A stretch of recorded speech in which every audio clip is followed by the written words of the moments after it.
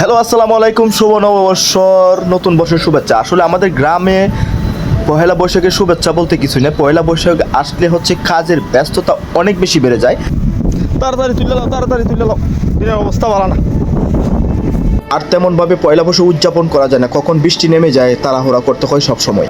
কৃষকের সোনালী ফসলগুলো ভিজে যাবে, এই জন্য তাড়াহুড়া করতে হয় সব সময়।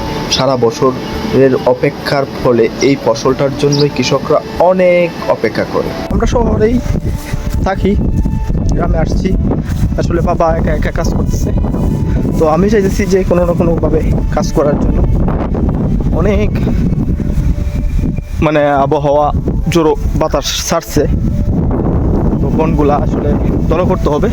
তো এই জন্য বাড়ি থেকে বেরিয়ে গেলাম, সবাই সবার কাজ করছে। আসলে বৈশাখ মাসের দিন তো সবাই সবার কাজ নিয়েই ব্যস্ত থাকে, সবাই সবার কাজ নিয়ে ব্যস্ত থাকে।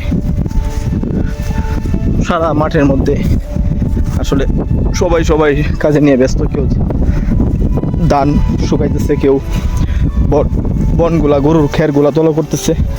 এটা হচ্ছে গ্রামের মানুষ কাজের বিষয়। আজকে পয়লা গ্রামে চলে আসলাম, বাবা হেল্প করতেছে।